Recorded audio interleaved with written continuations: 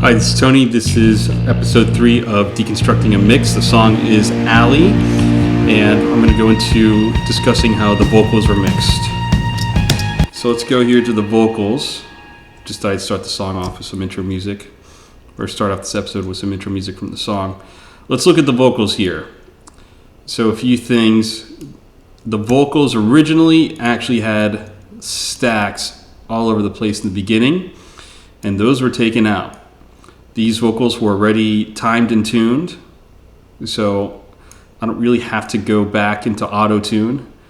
I don't really have to really align them. There was some alignment done. I know auto-align was used, and I know, I think in Terrace, it was. On Terrace, auto-tune was used. So let's take a look here. Let's see what's going on with the vocals.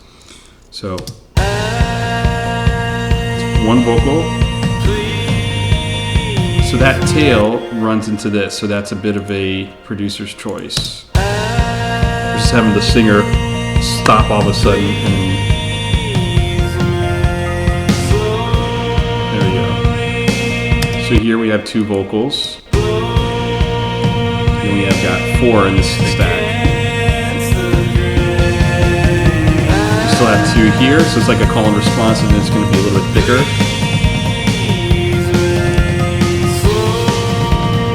This is interesting right here.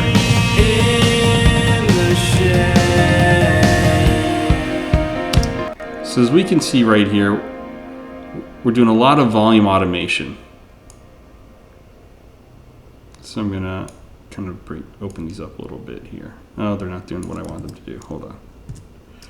Okay. Here we go. So if I open this up just a little bit, there we go.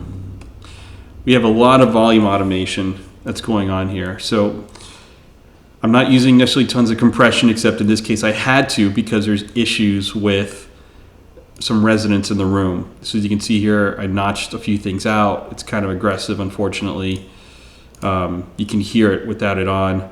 Here, same thing. So if I go to this part, I bypass it. So it's got a little bit more honk in the 3K range, and then I just have this for color, character, a little bit more compression. But nonetheless, I'm writing the faders here, as we can see.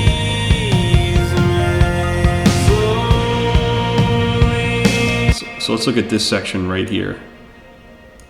So it looks like a vocal stack, but in reality, we're just emphasizing this last part of it. So if we just solo this. Against the grain. See, there's a bump in volume that's deliberate. So we can see here. And again.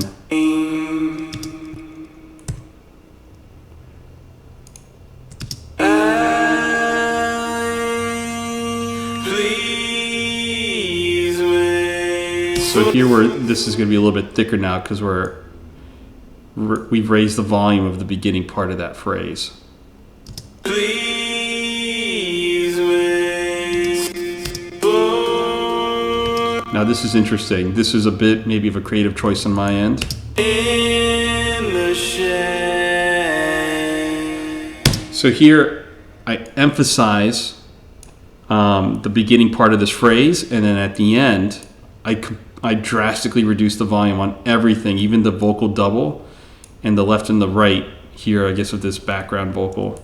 So the voice sounds desperate by itself as it goes into this bridge. So let's hear it in solo and then in context.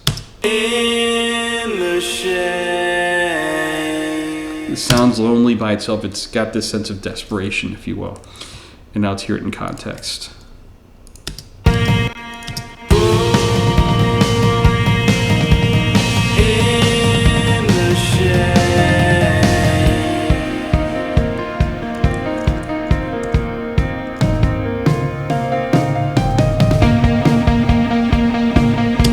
So before I go on to what I did here with vocal rides and everything else, or fader moves, let's actually go into the plugins here. So we don't need a lot of plugins. Unfortunately, this one we had to use quite a bit. We had a lot of issues. If I turn this off here, you're going to hear it. it's going to sound terrible. So it sounds dull. You can hear resonance right away. And the resonance is almost overpowering. It's like, you know, some kind of like auditory snowblindness. So we had a...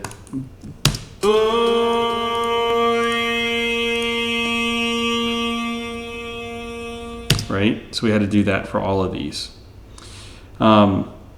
Let's go into a little bit of what we're doing with some of these other elements of it. For fader rides, the only thing that's really going to stick out to me here is, you know, in some cases you see a bump and you see a decrease.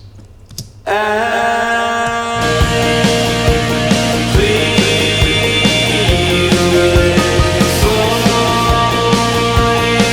want to exercise slowly.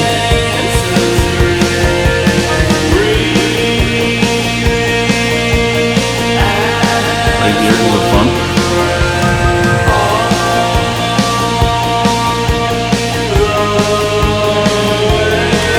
Now here, this one, you see a big dip, and let me blow this one up or magnify it. There's a big dip here because when it was kind of just like even and then went back, this just sounded like it was too long. So I wanted to cut it hard because it felt like it was already bleeding into it a little bit.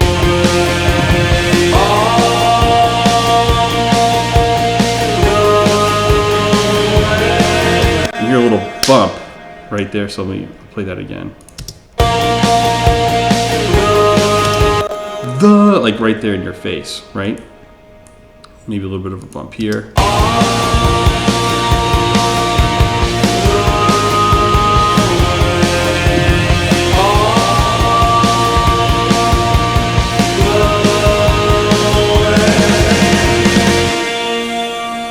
And this is your harmony. This is up a perfect fifth.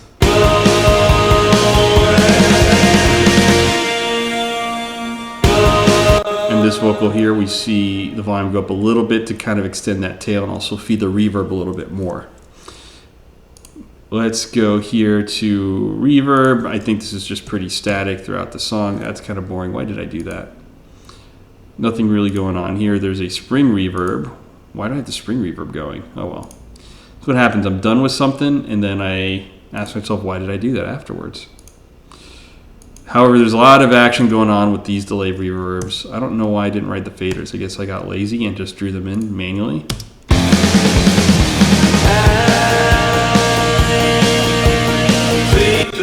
So this is how we differentiate the first half of the song versus the second half.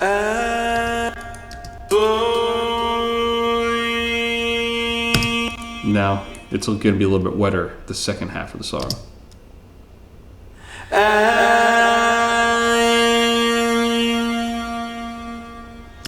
We hear it extends longer, right?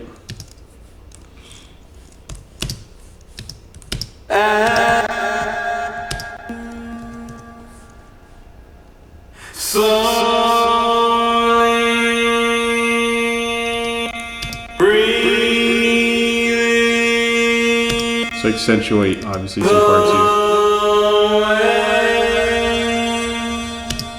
Right? And if I go to the second delay, oh, I'm doing a lot more here. In fact, I can guarantee you I'm doing a lot more of the second delay here. Yep.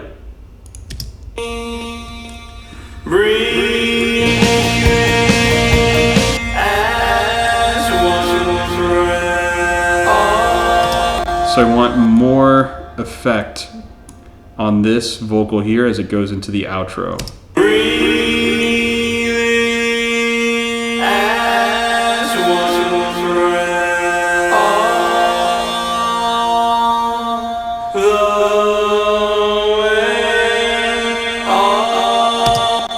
So I want more delay on here, and you can hear that, and I increase the volume of the delay returns, or rather the delay send, sorry, going to the second delay here.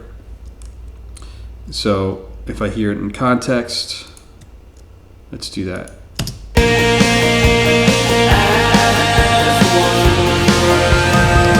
Rewind it just a little bit.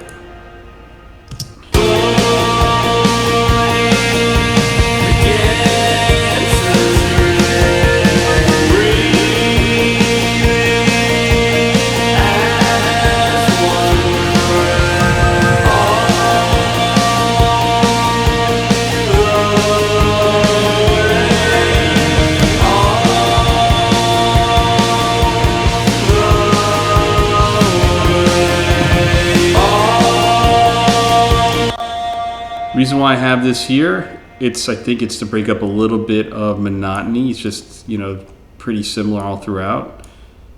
So now you've got this extra echo going on.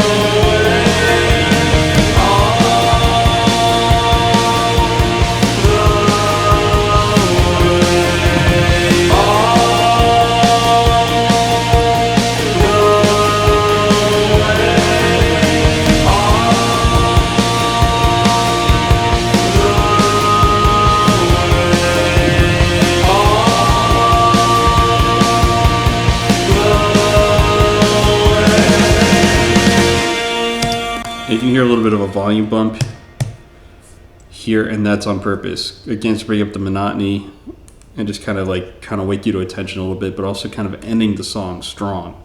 So there's a lot of artistic choices that are being made here in mixing, as we can hear, aside from the processors that we're using. Now for the other vocals, I was using RVox. It's just for a little bit of different flavor compared to the CLA 1176. The C6, the CLA 76, and the RVox are the three plugins I use in the most for mixing vocals. There are some other plugins that I might use. So, but here actually we didn't really need a lot here, did we? I think we did need a little bit. Oh well. Let's see what happens with the harmony. I thought the harmony was recorded slightly better.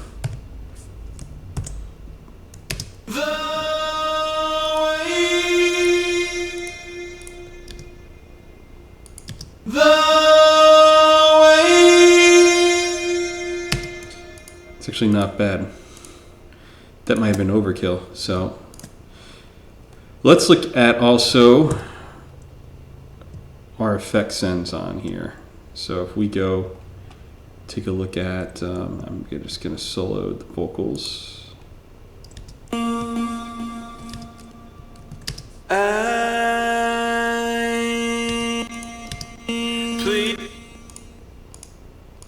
Probably not a lot going on here.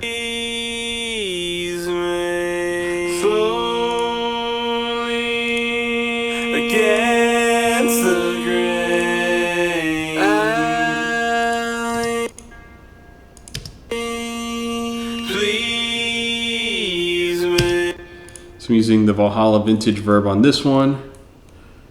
Am I really using this? Yeah, I thought I was using Valhalla, but that's a longer one. That's interesting. I don't remember that. Huh. Well, I guess I'm using it. I thought I was using a longer one. Maybe that's another project I'm working on. I could have swore it was the longer version of this.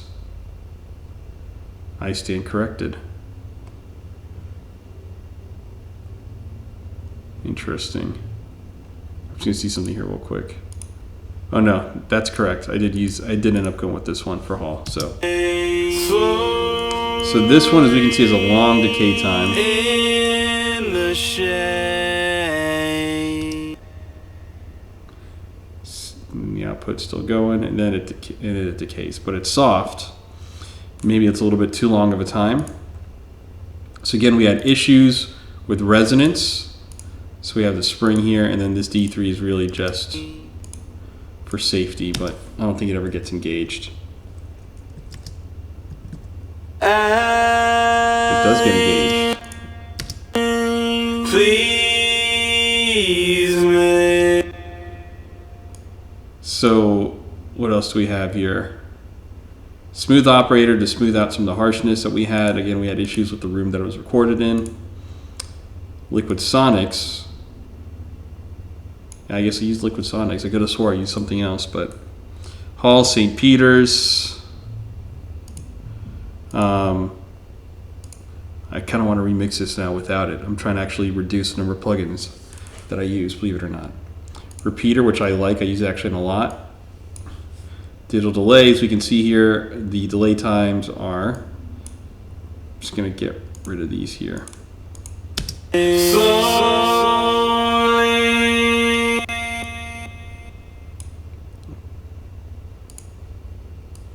So the delay time.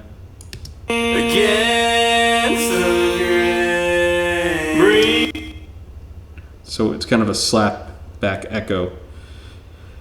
here, less than 10 milliseconds, about 9 milliseconds apart, and that's just to create more of a stereo sort of kind of a feel to it. See here what's happening with this one. It's guaranteed it's going to give me the 200s. No quarter.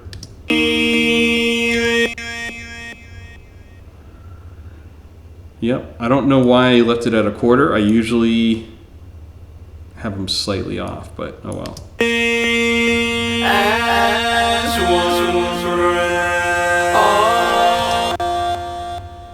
And as you can see here, delay 2 is feeding reverb 1 and 2, and delay 1 is just feeding reverb 1.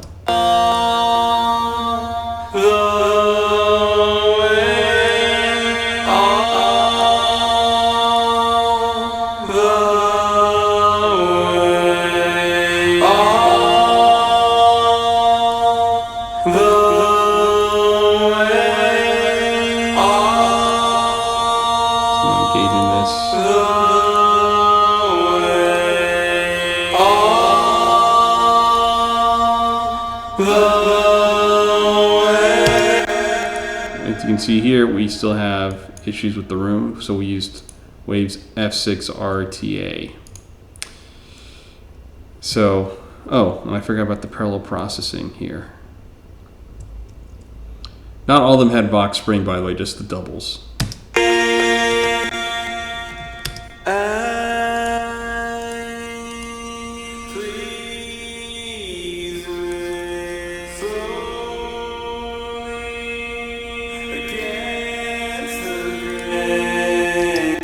So we have parallel compression.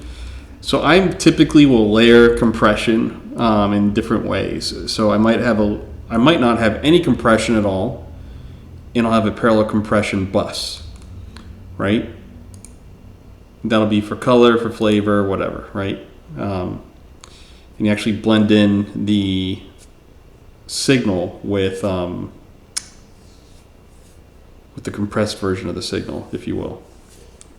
So I would use a wet and dry knob. The problem is in the different tests that have been done, or at least the ones that I've seen, it doesn't sound the same compared if you compress it in parallel compared to if you use a wet and dry knob. So, which this one does not have, as we can see. Baby Audio Tape. I love this plugin. I use it all the time. To me, it sounds and feels like analog tape.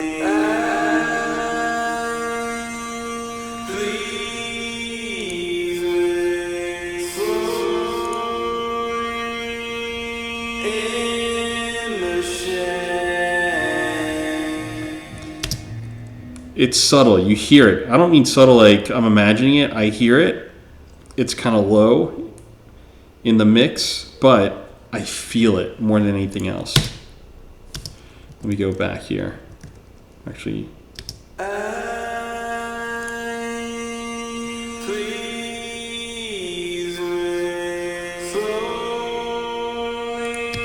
Use a doubler. I don't know why I'm using a doubler. I already got vocal stacks here.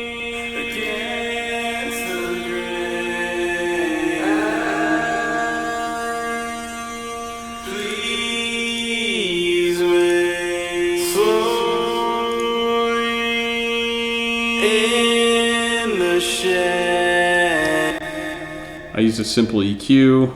Yeah. I think I know why I did that. Smooth operator. Yep.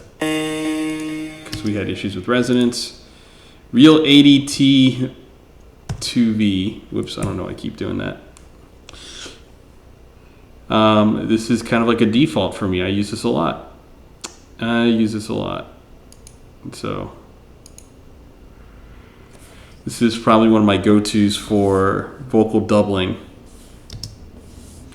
If I really wanted to be creative, what I could have done was this. I could have just done, if I go back to the beginning. You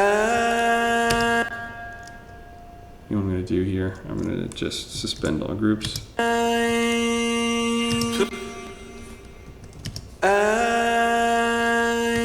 hear it in context now.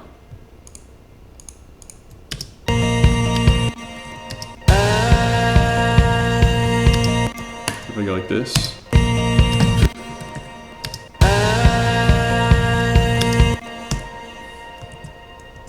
Something sounds different.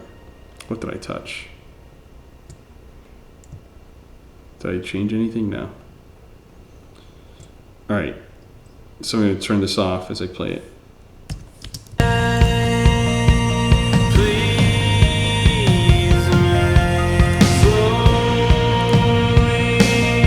Sounds a little flatter, doesn't it? So in that case, it is pretty subtle.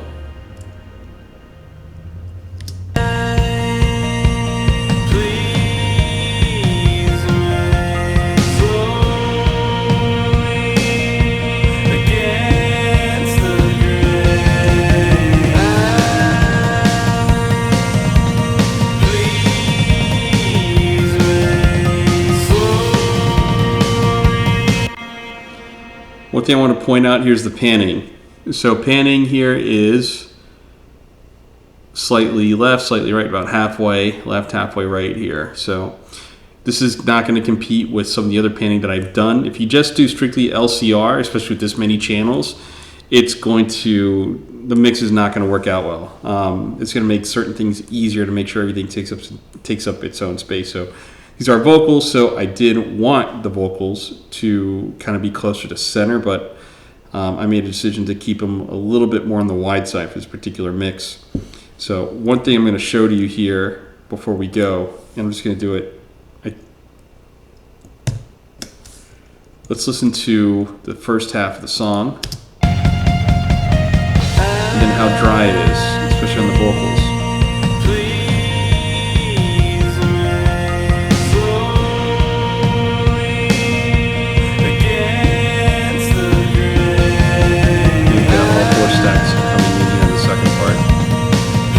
All four parts on that stack, I should say. Now let's hear this part.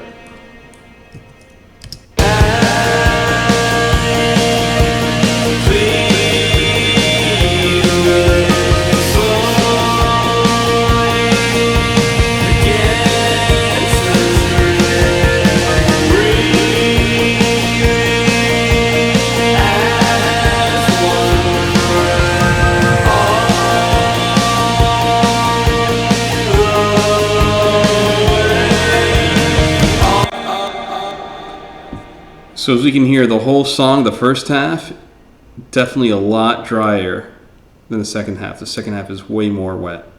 It's definitely wetter than the first half. So